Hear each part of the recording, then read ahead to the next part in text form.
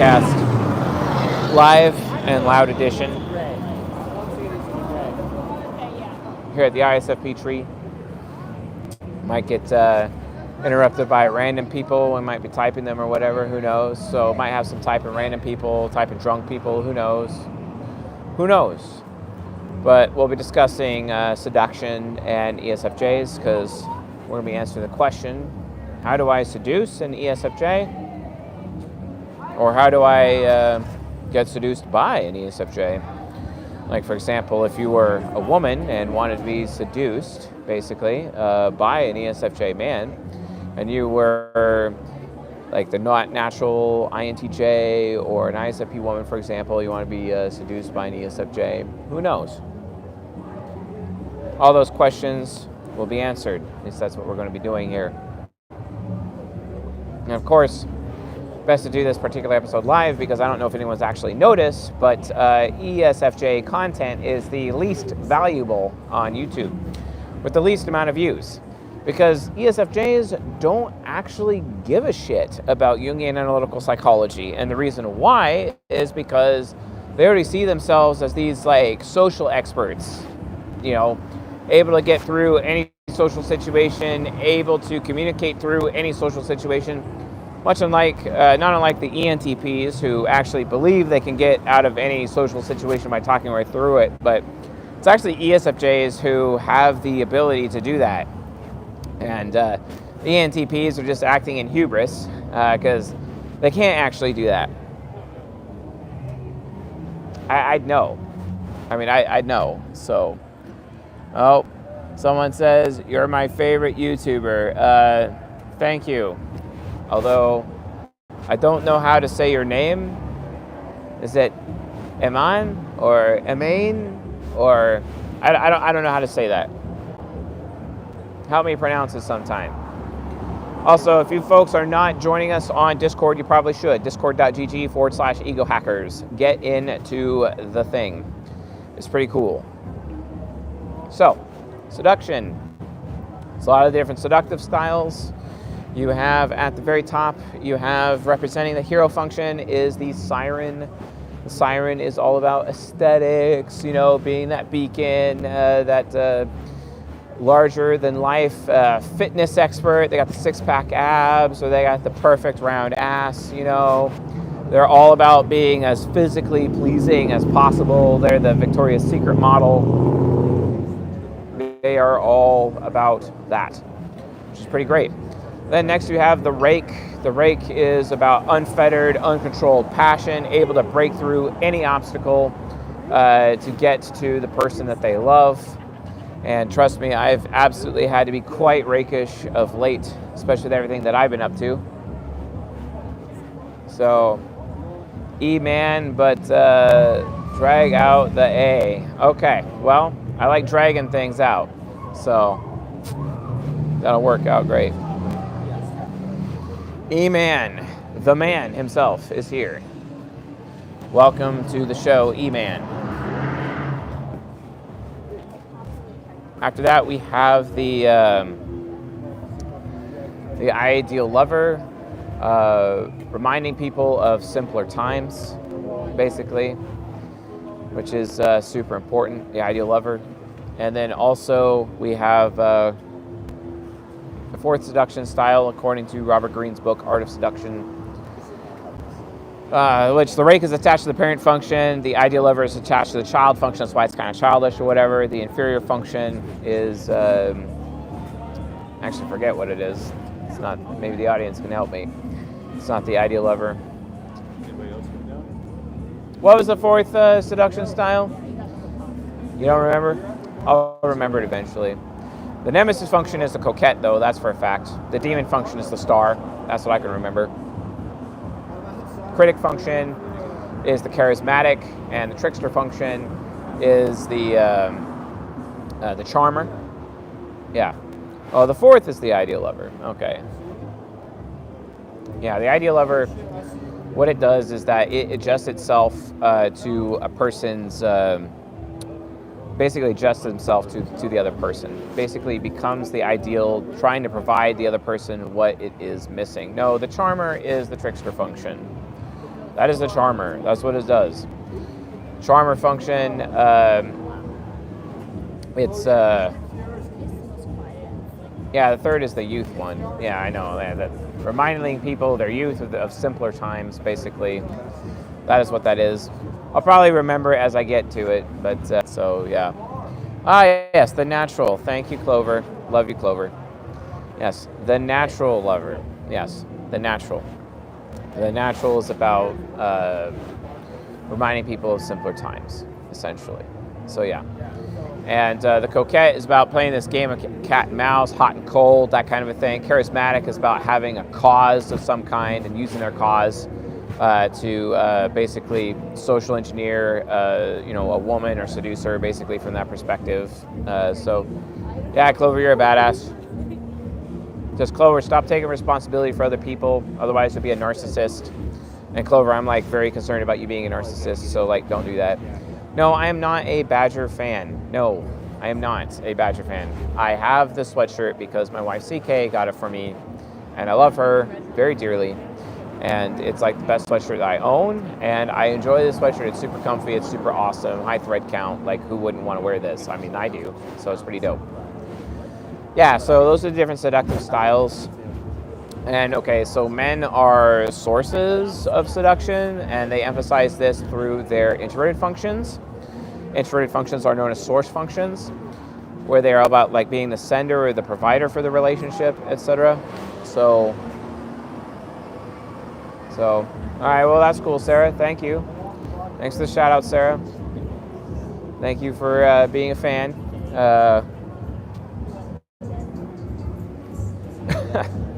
Well, what about the types that like are in relationships with ESFJs? What about those people, huh? Have you even thought about that? Like, it's not about just ESFJs, you know? It's about like other types and shit. Like, they kind of want to get with ESFJs, you know, and it's so funny. They're like super scared to even talk about Jungian analytical psychology with ESFJs, and to be fair, they should be. They should be afraid. We got the 8 seduction styles now. The 9th one, according to Robert Greene, is the dandy, but anyone can be the dandy. Wait, we might actually get the opportunity to meet a dandy because Samwise might be on camera with me this evening, so that could be a thing. You might want to check that out. So, be that as it may. Oh yeah, cool. Yo, Beefcake. We love Beefcake. He's the man. The absolute man. He's bitchin'. Gotta love him. Alright. So, ESFJs.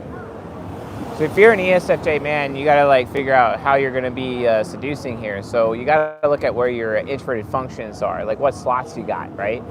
So you got SI parent, you got TI inferior, okay? So you're gonna be rakish, you're gonna be closer to the ideal lover, okay? And then you're gonna have like introverted feeling nemesis, you're gonna be coquettish, right?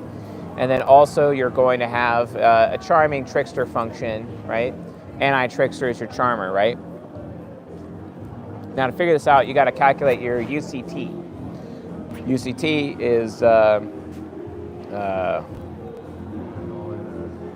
can it give you advice for attracting a girlfriend? Very easy. All you have to do is demonstrate higher value to men in the presence of women. Don't demonstrate higher value and try to look good in front of women. That's dumb. Demonstrate higher value to men, right? In the presence of women, and then they can see what you can do for men, and then they will assume that you could do stuff for them, and then they're attracted to you by default. That's literally how that works, okay? So do that more. Do that a lot more. All right, cool. So basically, the seductive styles that an ESFJ is going to be targeting is the rake. It's going to be the ideal lover. It's going to be the coquette, and it's going to be the charmer. Okay, so there you go. Same thing for basically any of the other starter types. When you're doing seduction, you're going to be focusing on those 4 things as an ESFJ man. That's what you're going to do. All right. But you have to look at it from a UCT perspective. UCT is calculated by knowing their octagram, right? So octagram, so you have unconscious, developed, subconscious, focused. If you're UDSF, hope energy, ESFJ, Your primary seductive style is going to be the rake, and your secondary seductive style is going to be the charmer. Now, if you go U to UF, your seductive style is going to be the charmer, basically from that perspective, okay? So primarily you're going to be the rake, which means like you have like unfettered desire.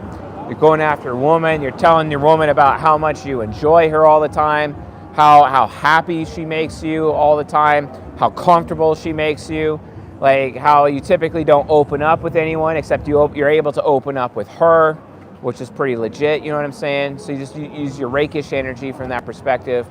And it takes a lot of self-discipline to do because it's introverted sensing parent, which is all about self-discipline, right? And you got to be willing to just, sit there, hear your woman out. Remember, being masculine is all about having masculine devotion, taking care of a woman's needs, emotions, desires, and problems, right? Because you as a man, you got to be masculine for your woman, needs, emotions, desires, and problems. Thing about like the type of women that you would target as an ESFJ would be INTJ girls, which are super rare, ISFP girls, which are not as rare, but the thing about these, they're introverted wayfarer women. Introverted wayfarer women just don't go out in public, okay? That's the problem. They don't go out in public. And if they do go out in public, it's because they're with friends, And like, should you really be coming to like a bar scene like here to meet these girls? Hell no. No. You go to places that you're interested in with other men, basically, that women could potentially be at. You demonstrate higher value to those men, essentially, and then the women will take notice of you because they'll be able to see you basically in your element when it comes to other men. And if you're actually benefiting other men, you have the opportunity then to actually perform a seduction. And if you're UDSF as an ESFJ, you want to go for extroverted sensing, feminine primary, which means extroverted sensing inferior on INTJ, extroverted sensing parent on ISFP. The ISFP girl would have to be UDSF as well. Or if it's an INTJ girl, she'd have to be SDSF, basically, for highest compatibility from that perspective. And then you could perform your seduction right there because they're the ones who are open to receiving your rake energy with the ISFP most likely to go after your rake energy because she's getting introverted sensing with her extroverted sensing feminine primary function, and she's getting your rake energy simultaneously, right? Whereas the INTJ girl, she doesn't care as much about the rake energy, but she does care about your introverted sensing a lot more because extroverted sensing inferior with extroverted sensing feminine primary is way more sensitive to abandonment. And like you don't abandon because you're introverted sensing parent, right? So as a result of that, she's able to feel a lot safer, more comfortable. But this is one of the reasons why I maintain. So like on paper, technically in terms of seduction, it's way easier to seduce a golden pair than it is to seduce a natural pair. So keep that in mind, psychologically speaking, folks. Especially if they have like compatible octograms. Want to keep that in mind. So then after that, they'll eat that up. If you're a rake, if you're UDSF.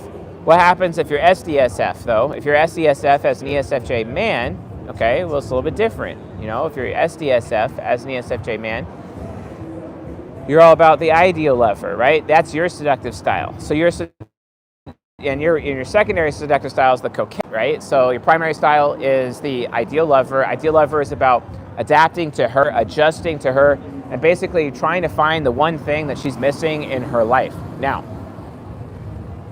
this can be a little bit difficult for introverted thinking inferior because introverted thinking inferior men have this problem where they expect everyone else to listen to them, but they don't listen to anyone.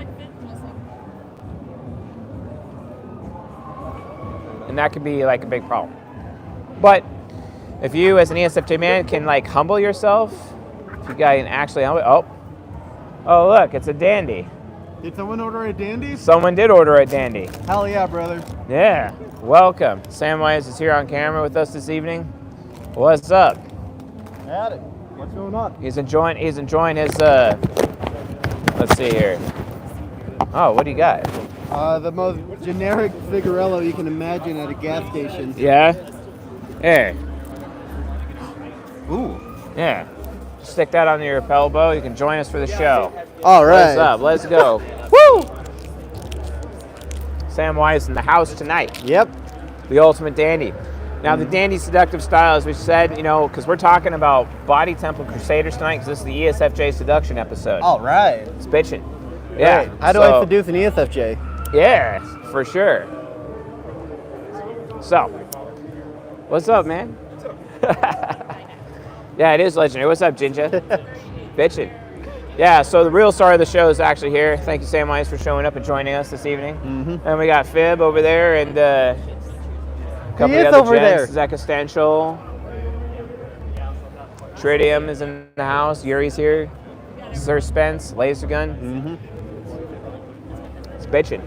Yep. It's bitching. All right, so remember, Ideal Lover. It's all about adapting to, and you got to be willing to listen as an ESFJ man to figure out exactly what the woman is missing in her life.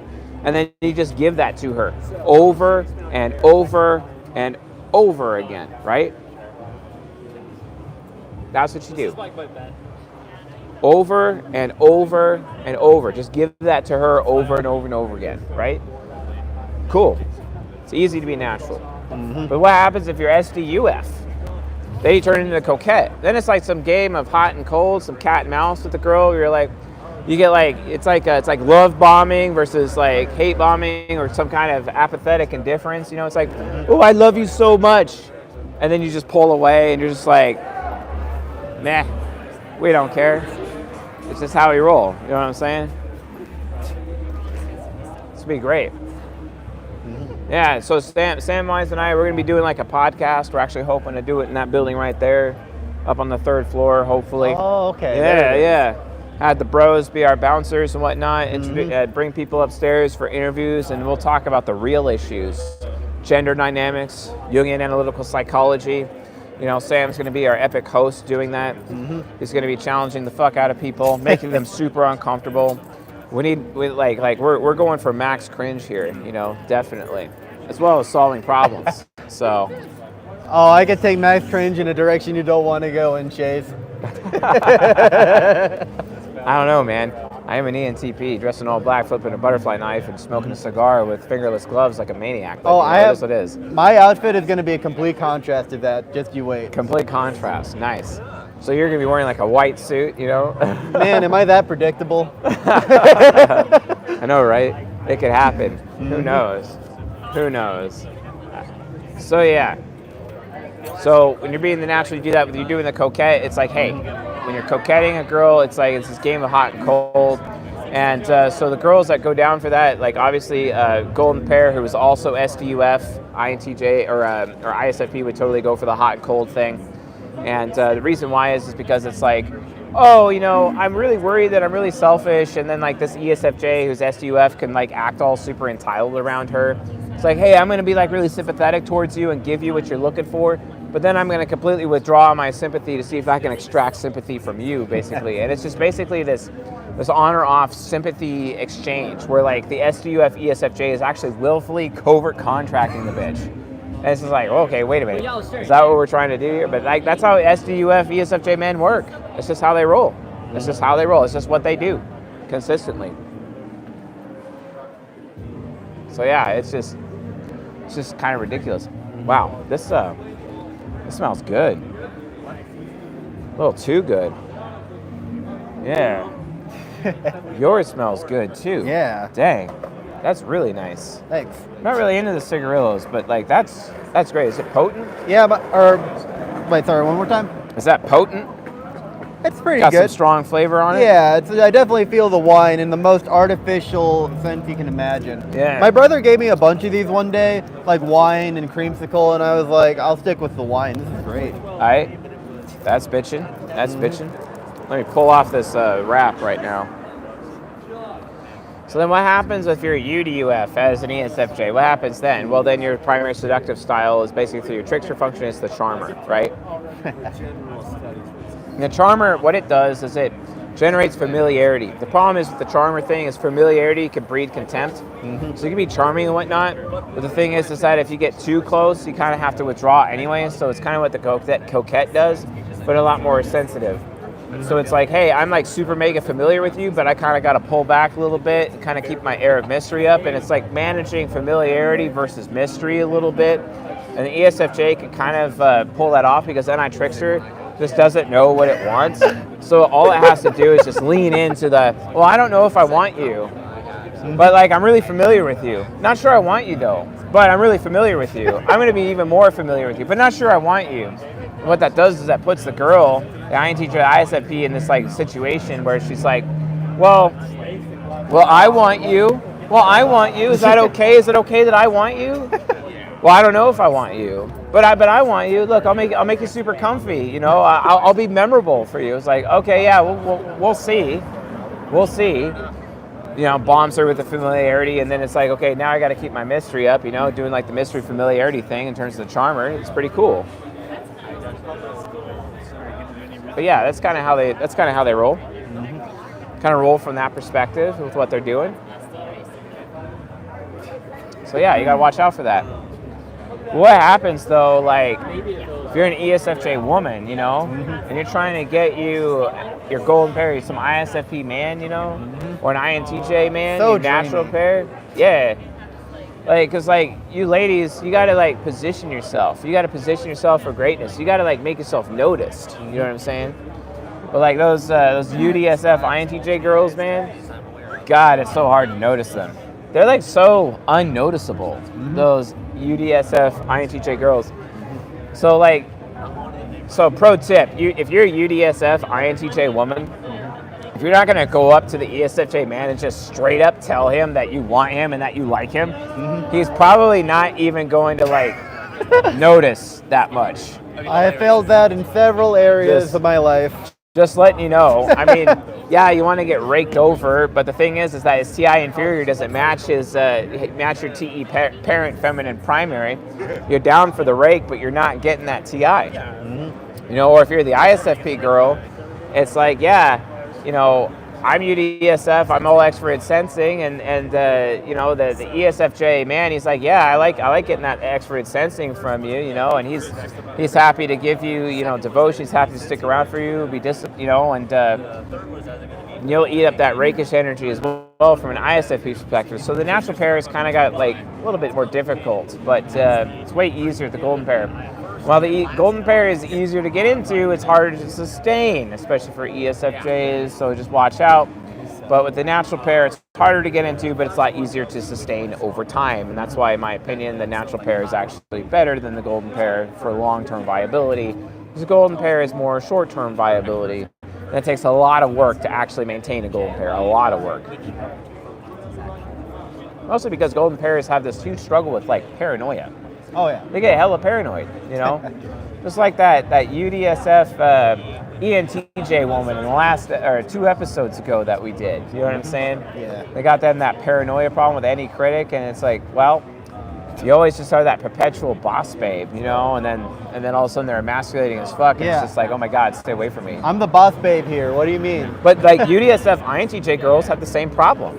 They have the same problem. They get all boss babe and kind of gross and kind of can be super cringe to like ESFJ men, and you know they probably shouldn't do that. They should actually like learn how to be feminine, which should join the women's group that we have on our Discord server, discord.gg/ego hackers.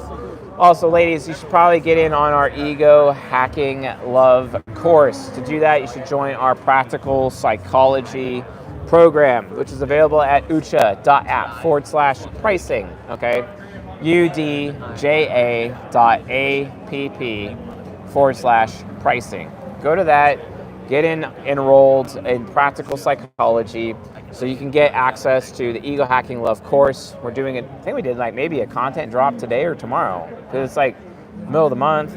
So I think that's when we always drop our new course content. So doing, I think at least another 60 minutes of Ego Hacking Love is dropping, which is pretty dope. So check that out. Plus our next course, we're going to be going in deep on personality disorders. How to treat personality disorders. The new form of cognitive behavioral therapy.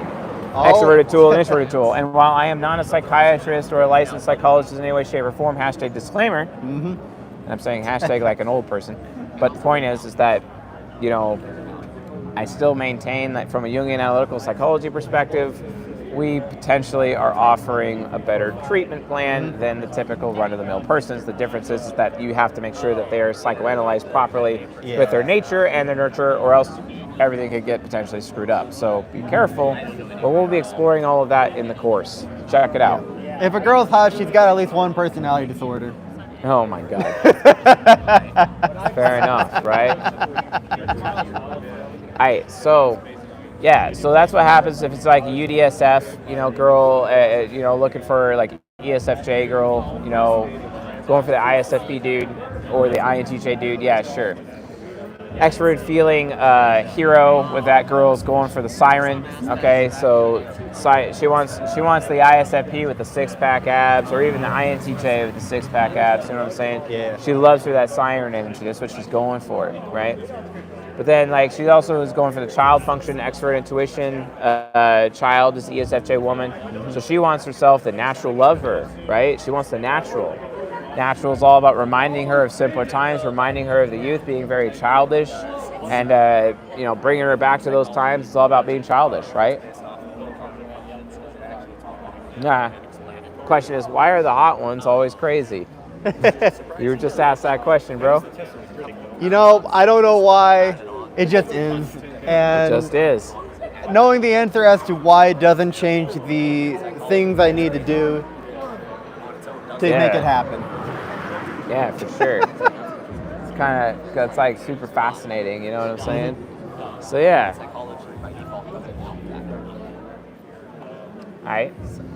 Alright, so then after that we got the, that's UDSF and that's SDSF, ESFJ women. What happens if you're SDUF? Well then, they're doing their critic function, right? So that would be extroverted sensing. They're all about that performance, right? Got to perform well for their man. Problem is that is the it's not the charmer, it's the charismatic. So what they're trying to receive from a man is a man with a cause, basically. They're looking for that man with a cause. They want that ISFP man or that INTJ man who has a cause, right? I know an SDUF INTJ man. He's like a leader of a church locally. And that's his cause, and that's how he seduces the girls is using his cause. Hey, I'm a pastor, I'm a church leader, I got the cause for God, you know what I'm saying? Yeah, that's just kind of how he goes, right? Which is pretty fascinating. It's not what you might think it is. It's not. So yeah, that's kind of like the approach for the SDUF ESFJ girl. She wants to receive a man with a cause. Then there's the UDF girl. The UDUF ESFJ woman who wants the star, the larger than life, the man who acts like a god, basically, or trying to like have some type of mythos about him, some kind of mythology. So an ISFP is a character of myth. Maybe it's the rock star, got some of that Mick Jagger going on. You know what I'm saying? Yeah. Maybe even dances like Mick Jagger. Who knows, right? But like that's their approach. The direction that they go. Mongolian mindset? Why would I want to take on Mongolian mindset? It's like taking on TI Trickster. I don't know. I'm not sure about that. How much does Mongolian mindset actually know? Hi, I'm going to type people by a process of qualification instead of like typing people by a process of elimination. Oh. What? Logic? No. I guess that's what the Mongolian mindset is all about. Lacking in logic. That reminds me of the gorilla mindset.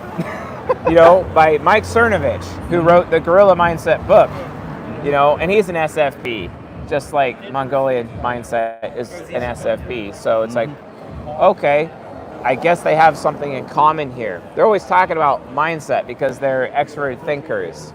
And extroverted thinkers love talking about mindset. And I'm just like, okay, cool. Hi, if we have the right mindset, that means we're more credible. Absolutely not. Yeah. Credibility is always derived from having the proper mindset, guys. Don't forget. Don't ever forget that. It's all right. I actually like that guy, even though he hates my guts. But if I'm flipping your shit, that means I like you. To be fair, except talking with famous people. Not them. I'll flip him shit, and I don't like him. Yep. So you got that star, that larger than life ISFP or INTJ man, try to get yourself the ESFJ girls. That's what they go for, typically. So yeah. The thing is that ESFJ women, like, they're super hyper feminine. At least they're considered colloquially, considered socially to be more feminine than most women out there anyway. So ESFJ women are typically just snapped up by all the men by default. So it's like, it's really like, all ESFJ women have to do is just take care of their bodies and just show up. That's it. Show up. They have it so easy. ESFJ women have it the easiest, in my opinion, out of all the women out there, with the exception of maybe ISFJ women. They have it the easiest. But if you're going for an ESFJ man and you're an ISFP woman, INTJ girl, if you're an introverted wayfarer girl trying to get a man in your life, oh, it sucks. It sucks, especially when introverted wayfarer girls, they love them, they're boss babes, you know? They love being boss babes. And I'll be straight, like, I'm kind of like grossed out by the idea of being like a boss babe. That kind of grosses me out. I'm not down for like the boss babe crap. Yep, no boss babes. We got an emote for that. Yeah. But let me tell you what I really like. Introverted wayfarer emo girls. Ooh. That's my flavor. Yes. That's my flavor. Love me the emo girl. They're my favorite. That's why I married one. Yep. Anyway, so yeah, I just die of cute. I died of cute in her presence earlier tonight. It was like, oh my God, you're like the cutest thing I've ever seen in my life. Holy smokes. Yep. Love the cuteness. I'm just dying of cute here. So yeah, no boss ladies. You know, I've never really seen an ESFJ boss lady though. I've never seen it, and if you think about that, that's probably one of the reasons why ESFJ girls get snapped up so easily by all the men out there. Yeah. Like, you know, like if you just utilize these techniques, yeah, sure, you can pull off a seduction, but like, you know, competition for an ESFJ woman is really fierce in the United States of America. It's super fierce. It's nuts. All right, let's see here. Boss babes can go boss their parents around. Yeah, I know, right? They do boss their parents around. Yeah. Sometimes though, the emo introverted wayfarers though, sometimes they do have to be boss babes around their own family though, because they oftentimes feel responsible for their family, and then that could actually lead to narcissistic personality disorder if they're not careful. Yep. The thing is that they're put in an environment where they feel like in order for them to feel safe, they have to manage everyone and manage everyone's emotions around them, and then they actually end up lacking in emotional self-management themselves as a result. And it's just a really sad situation for them, and I feel bad for them. Yep. But, you know, they need that additional support. They need that empathy. Because what is the cure for narcissism? More narcissism. Basically, you just got to, like, just bury them in empathy, and they can actually be on the road to healing and break that narcissism that introverted wayfarer women typically end up having, especially if they're UD. Well, only if they're UD, basically. All right, Clover. If competition is fierce for ESFJ women in the U.S., then why wouldn't the ESFJ women population be mostly SDSF? That's not how that works. That's a false equivalency, bro. Yep. SDSF, like the D is basically established through like their childhood and whatnot, so it's kind of different. Like, Yeah. they're not always enabled. And there are some UD ESFJ women out there. Like, I know one who helps run the local Republican Party basically as like a secretary or whatever, and she's UD. You know.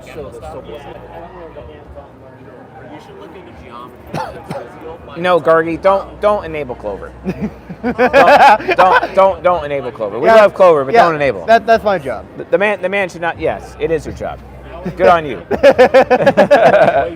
I'll be back home eventually. Clover should probably show up out here, and he'd be great to have on the show. Yeah. He'd be amazing on the show.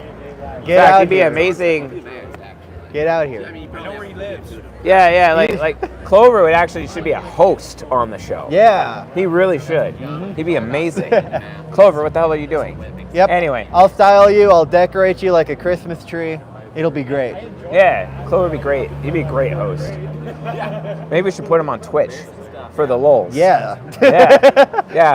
Yeah, the Clover and Samwise show, you know, like maybe like that one anime, you know, Black Clover, you know what I'm saying, right? And then he's the Black Clover, but you're the wizard. It makes so much sense. It's perfect. It makes perfect sense. You know what I'm saying? Ship it. Give me 100 copies. We'll try. Hopefully Clover's down. All right, cool. Anyway, folks, that's it for this episode. Thanks for watching, listening, like, and subscribe, and we'll see you guys on the next one. Later. Later.